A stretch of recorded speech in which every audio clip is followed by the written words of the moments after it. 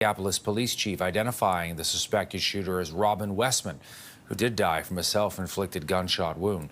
Police are investigating videos believed to be posted online by Westman, where he talks about a fascination with school shootings and carries several guns that have slurs, mass killer names, and political messaging on them. The suspected shooter also had a notebook, Westman, with entries obsessing over other school shooters, but also expressing racist and anti-Semitic views. There was also a diagram of inside the church that appears to match the church where the shooting took place.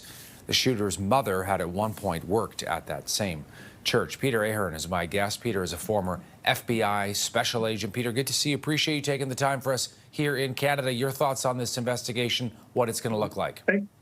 Thanks for having me. And, again, we find ourselves with another tragedy like this. Again, it's not the first school shooting. It's not the last school shooting. I think, quite frankly, when you look at everything, the way the students and the staff responded kept a lot of people from being killed. And I think it goes to a lot of the issues where schools do a lot of training now on the run, fight, hide type of a thing.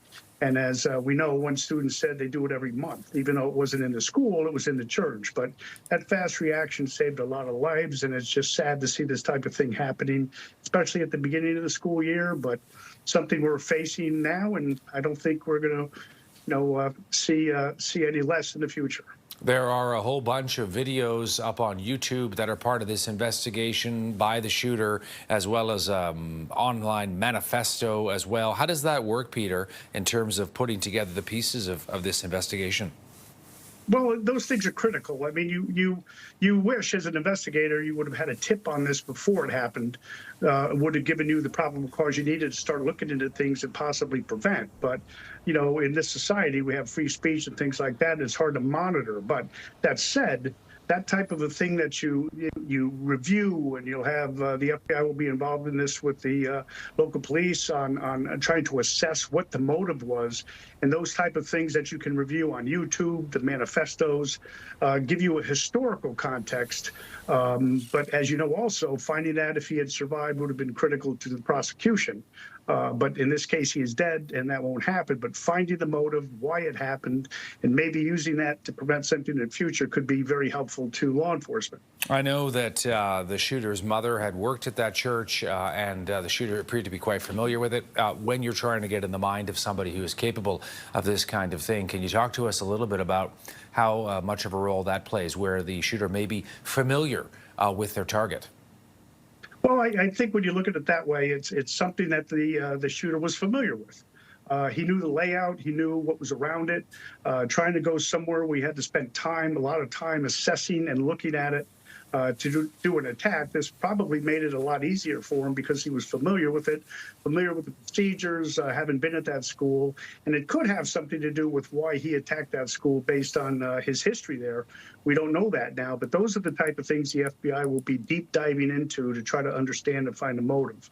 They will be looking at his computers, his writings, his social media, friends, extended friends, trying to see what really caused this, and even more importantly, to make sure there weren't any other people involved in what happened. It's interesting, too, when we even use the word motive. I mean, if you're dealing with a very disturbed individual, sometimes that is the motive itself. You're looking at, some of the manifesto there and the racist, anti-Semitic comments, commenting about killing the president, and on it goes, Peter.